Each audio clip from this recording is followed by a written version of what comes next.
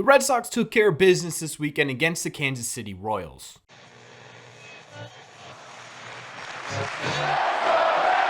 What is going on, everybody? Welcome back to Red Seat Radio. My name is Corbin. It was a successful weekend for the Boston Red Sox this weekend. They ended up taking 2 out of 3 games from the Kansas City Royals. After a really rough first game, the Red Sox bounced back and were able to take the second 2. That officially puts the Red Sox record this year at 71-66. It also puts them, at the time of this recording, which may be a little bit behind when you guys are watching this, about 4 games back of third place in this division. It also, for those of you who are still curious about the wild card race, puts the Boston Red Sox 5 games out of a wild card spot. Again, at the time of this recording, not a ton of movements in terms of placement in the division or the wild card, but either way, again, it was a fun series to watch for the Red Sox, and I think the biggest part of this that really stood out to me in this series was the Red Sox offense that appeared to have kicked back into gear a little bit. So what we're going to do in today's video is we're going to go over the latest Red Sox series. We're going to talk about all the latest Red Sox highlights. We're going to talk about all the things that went wrong in this series and what needs to be done about those,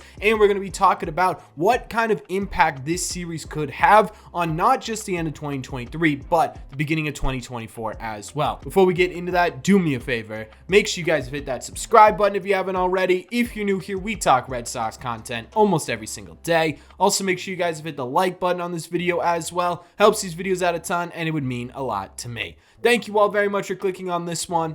Let's get into it.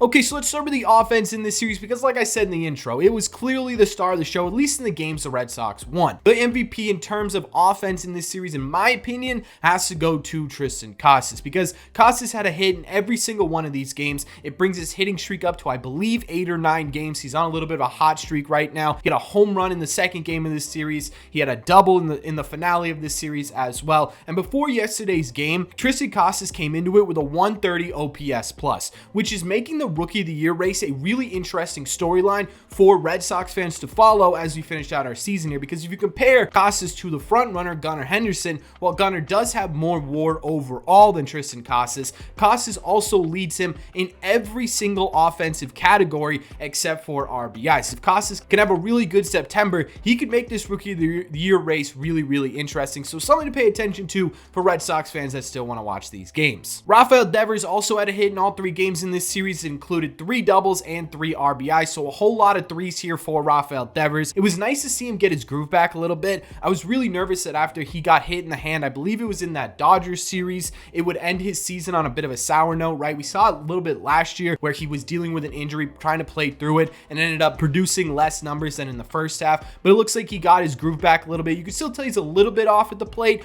but he's still being a productive player, and at the end of the day, that's what I really care about outside of obviously Rafael Devers' health. Adam Duvall had another home run in this series. He only had 1 hit outside of that, but his home run production lately has been absurd. He has 9 home runs in his last 13 games, and he's really looking like he's going to explode over the last month of the season. He had a fantastic August. He was player of the week in August. It looked really, really great. Now it's time to see what Adam Duvall can do over this last month and possibly even play himself into a position where the Red Sox want him to come back next year. That's another storyline to pay attention to as we move forward through the end of the season. Masataka Yoshida had a home run in the 3rd game as well. He hasn't hit a home run since August 18th against the Yankees, and he's really been struggling at the plate in the month of August. So it was really awesome to see him start September on a high note. He is clearly dealing with the fatigue of his first full MLB season. For those of you who don't know, the MLB season's about 30 more games than what he's used to in Japanese baseball. Plus, you got all the other factors in there. You can very clearly tell that Yoshida is simply fatigued. Hopefully, he can finish the season on a strong note because we've seen those numbers dip a lot lately, and it's starting to cause a conversation about the worth of his contract. In all actuality, that contract will be worth it once he gets used to the schedule, the grueling schedule of an MLB season, but it would be really nice for him to finish off his rookie season on a really high note. And we've known before that Masa gets on these super hot streaks for a while, and hopefully that's the start of one. Outside of that, like I said a little bit earlier, this was a bit of a struggle in the first game for the Red Sox, but honestly, that kind of makes sense with how this offense is played this year, right? They've shown up against really good pitchers, but then when they face pitchers that they should be crushing, they end up absolutely rolling over and dying essentially, right? But they did make the comeback, and they did look good in the last 2 games, scoring 9 runs in the second game and 7 runs in the third game. And I think what the goal here for the Red Sox is going forward now is just simply entertaining games for fans to watch. And I think a big part of what that's going to look like is what the offense looks like over the month of September. Now, we know that this offense is an extremely streaky offense, right? We've seen it so far this season that on average, they're a really elite offense in Major League Baseball, but we've seen, if you watch every 162 game, the ups and downs, the ebbs and flows of this offense, and it would be nice if over the last month of the season, this Red Sox team catches a hot streak offensively and makes this really grueling schedule where they're facing a lot of really tough opponents, a really fun watch for Red Sox fans. But either way, I think we're talking offensively in this series. Obviously, you do really well in 2 out of 3 of those games. That's a really great success rate. You are able to take home the series because of it. And so for that reason, I got to say this was a successful series for this Red Sox offense.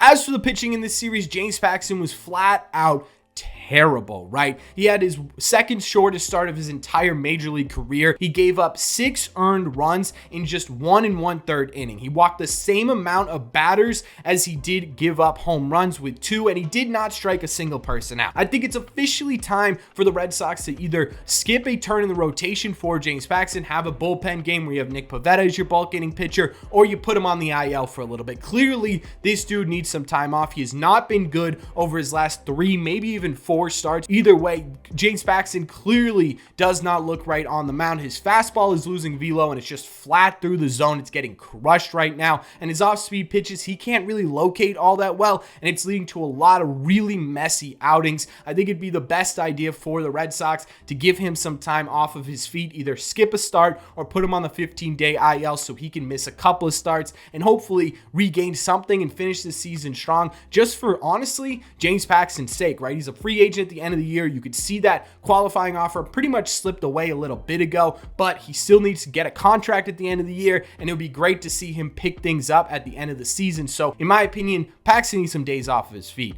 In the second game of this series, we got Tanner Houck, and Houck actually had a pretty good outing despite what his stat line says. His stat line says he finished going 5 innings, allowing 4 earned runs on 7 hits while striking out 5, and it really should have been just a couple earned runs. I don't think he deserved all 4 of those. He did leave the bases loaded, but Josh Winkowski came in relief of him, and he absolutely stunk the place up, pretty much allowing all 3 of those runs to score and sticking Houck with a 4 earned run spot. Again, I think he pitched much better than his stat line shows. Either way, I think there are good signs here with Tanner Houck as we go into 2024. The biggest question mark is going to be what this rotation needs to look like to be competitive in 2024, and I think Tanner Houck could actually be a part of that. It just sort of depends on how he continues to develop and get through those middle innings that he struggled with all season long. Finally, we got Chris Sale to finish this one off, and this was a really good start from Chris. It was certainly better than his last start. In his latest start, he went 5 full innings, which was nice to see. He didn't allow a single earned run, and he only had 2 hits while walking 2 batters and striking out 5.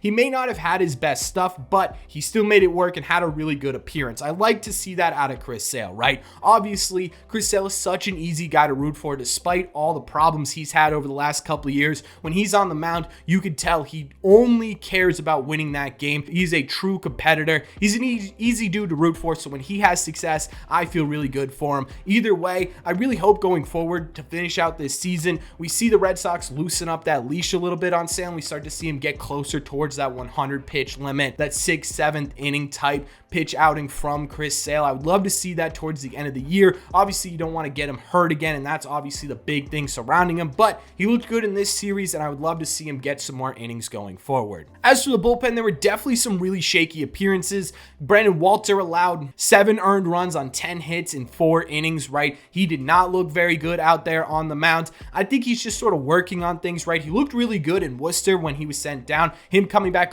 up and starting his major league stint again with that type of outings, not exactly great. But again, the rest of the season's about figuring out what you have for 2024, and it's about individual parameters. And I think what we want to see from Brandon Walter is a little bit better command of the strike zone, right? What we're seeing in this outing was a lot of Brandon Walter getting it into the strike zone, but there was a lot of 89, 90, 92 mile an hour pitches pretty much in the center cut, and it was getting absolutely crushed. So going forward, I'd love to see Brandon Walter work the corners a bit more like he was doing in AAA before he he came up. We already talked about Josh Winkowski's rough outing and how it affected Tanner Houck. And Kenley Jansen had a bit of a shaky outing to finish this one off. He still got the job done, but he did allow a couple of runs. And honestly, I don't really blame Kenley for being a bit shaky, right? When was the last time the Red Sox even needed Kenley for a game and a legit save opportunity, right? They just wanted to get him some work. And for a closer who's not in a closing situation, it makes sense that one, he's a little bit rusty from not pitching, and two, he's a little bit shaky because he's not used to pitching in 6-1 games. But either way, outside of those guys, the bullpen looked pretty good. There were some positive notes in here. Yovera has looked fantastic recently. Joe Jakes had a pretty good outing in here, which was nice to see after he really struggled. And John Schreiber looked much better in this outing than he has in his last couple of outings coming off the IL. So hopefully, again, a little bit of a turning point for Schreiber, because at the beginning of the year, right, he was sort of a staple of this bullpen. Now you're sort of talking about where does he fit in 2024. I would love to see him get back to what we know John Schreiber can be and solidify his spot on the 2024 team. So a little bit of a mixed bag from the bullpen, but I think overall, when we're talking about pitching, outside of James Paxton and Brandon Walter, most of the team did pretty well. I think the Royals have a fairly sneaky, decent lineup when you're looking at individual players, right? Bobby Witt's a superstar. Salvador Perez can beat you a little bit. There are a couple of interesting players mixed in throughout that lineup. Obviously, in total, they're just not a good team, but I think there are some guys who can beat you there, and it's nice to see that the Red Sox bullpen was able to shut them down for 2 out of 3 games and allow them to get that victory. And I think when we're talking about the overall series as a whole, right, I mentioned it with the offense. I think the goal, unfortunately, for the second time in a row in September is to just have entertaining baseball, right? For Red Sox fans, that means games that you don't want to pull your hair out watching. It means watching players chase individual awards, and it also means hopefully getting a glimpse of what the pieces going into 2024 could look like. And I think you got a lot of that in this series, right? What Tristan Casas was able to do in this series, Masataka Yoshida putting some good swings,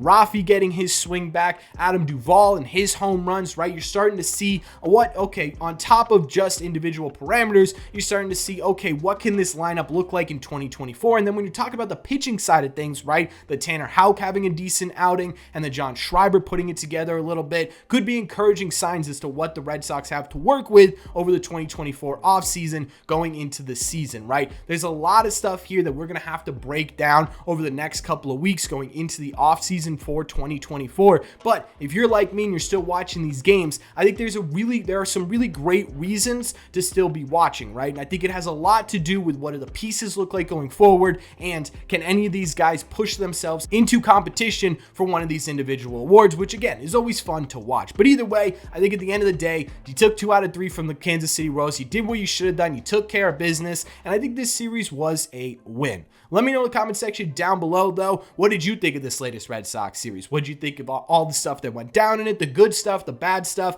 and overall, what did you think of the latest Red Sox series? Let me know all your thoughts in the comment section down below. As always, if you made it to the end of this video, do me a favor. Make sure you guys have hit that subscribe button if you haven't already. If you're new here, we talk Red Sox content almost every single day. Also, make sure you guys have hit the like button on this video as well. Helps these videos out a ton, and it would mean a lot to me. Thank you all very much for clicking on this one, and I will see you in the red seats.